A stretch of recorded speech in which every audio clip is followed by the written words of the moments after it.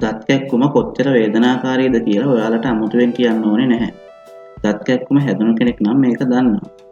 සමහරු දත් කැක්කුම හැදුනාම කියන්නේ වෙන ඕනි කැක්කුමක් ඉවසන්න පුළුවන් දත් කැක්කුම තමයි බැරි කියලා.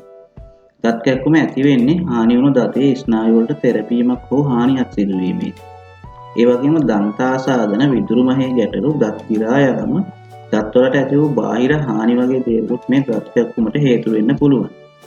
කොහොම වුණත් දත් කැක්කුමක් හැදුණු විගස දන්ත වෛද්‍යවරයෙකු හමු වීම ඉතා හොඳ දෙයක්.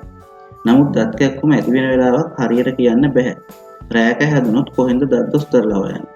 දත් කැක්කුම ඉවසගෙන ඉන්නත් බෑ. උදේ වෙනකල් කොහොම ඉන්නද? ඒ නිසා මේකට මොකක් හරි ශනික ප්‍රතිකාරයක් අවශ්‍ය වෙනවා. අන්න ඒ වෙලාවට පාවිච්චි කරන්න පුළුවන් පොඩි අත්බෙහෙතක් තමයි අද අපි හඳුන්වලා දෙන්න යන්නේ. පොඩි කිව්වට පොඩි නෑ වැඩේ නම්. අවශ්‍ය දේවල් නම් හරිම පොඩ්ඩයි. කරාබ් නැටි කුඩු තේ හැඳි භාගයක් සහ පොල් තෙල් තේ හැඳි භාගයක් තමයි ඕන කරන්නේ. මේ වර්ග දෙක පොඩි වීදුරු භාජනයකට දාලා කලවම් කරලා පේස්ට් එකක් හදාගන්න. දැන් මේ හදාගත් මිශ්‍රණය රිදෙන දතේ සහ ඒ දත අසල ඇති විදුරු මස මත ආලේප කරන්න. ඔබට ක්ෂණික සහනයක් දැනේවි. මේක දවසට 3 වරක් කරන්න. කරාබ් නැටි වල 80%ක් විතර තියෙන්නේ ඉයෝජිනෝල්. මේවා විෂ බීජ නසනවා.